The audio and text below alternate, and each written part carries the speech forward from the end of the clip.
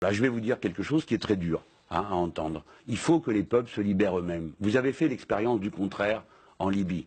Vous avez fait, avant la Libye, vous avez fait l'expérience du contraire en Irak.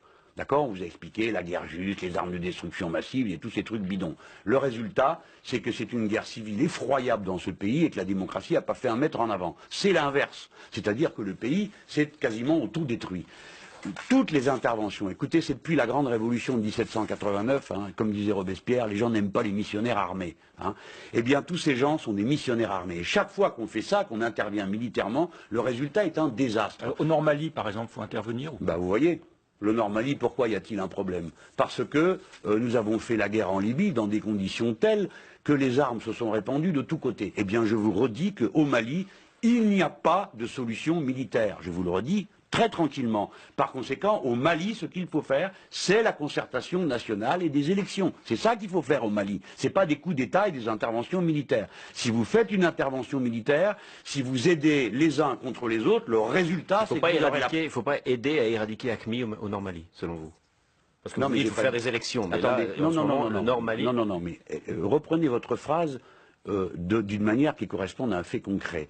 Aider à quoi? Éradiquer AQMI. AQMI au Nord Mali. Voilà, c'est ça. Alors, éradiquer AQMI, comment allons-nous faire? Nous allons envoyer des hélicoptères de combat, des troupes au sol. La France voudrait aider l'Union africaine à le faire. Voilà. Voilà. Est-ce qu'il faut aider l'Union africaine à le faire? Oui, il faut aider l'Union africaine. Voilà. Mais nous n'avons pas, nous, à aller intervenir au sud de l'Algérie avec nos troupes. Et alors, comment on aide l'Union africaine? Pardon? Comment on aide la CEDEAO? Comment on aide l'Union africaine? La CEDEAO, c'est une brillante institution qui respire la démocratie, la franchise et le respect des droits de l'homme, mérite d'être aidée en effet.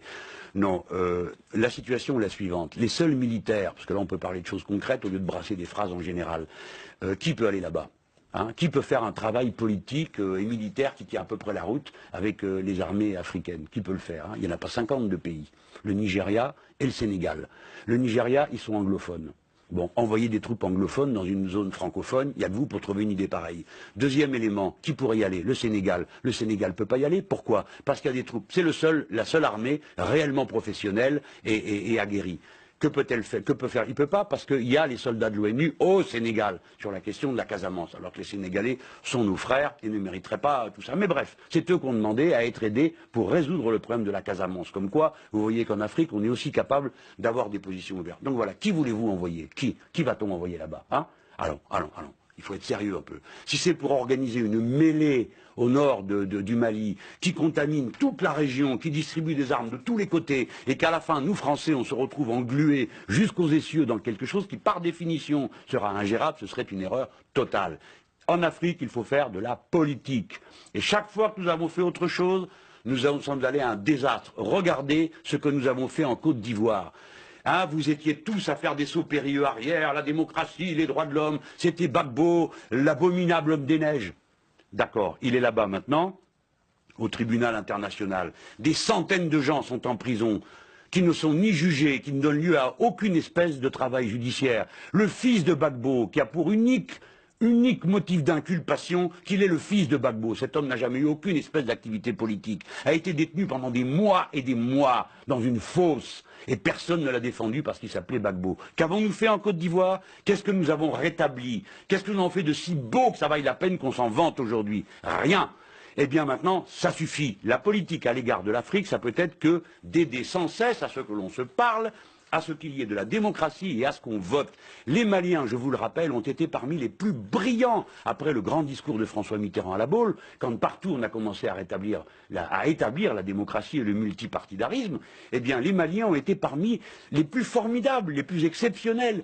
Donc il ne faut pas douter des Maliens. Ils ont une aptitude à la démocratie et à la bonne compréhension. Alors si demain, un gouvernement malien, avec ses propres armes, sa propre armée, sa propre légitimité fondée sur le vote des citoyens, prenez la décision d'aller faire la guerre à des troupes qui seraient arrivées dans notre pays, armées par d'autres pays, ce serait une autre situation. Mais là, il s'agit, alors qu'on a un pouvoir brinque-ballant, d'aller implanter tout d'un coup nos armées en aidant je ne sais quel condottiere du coin, mercenaires de toutes sortes que l'on rassemblerait, rameuterait, pour aller faire quoi?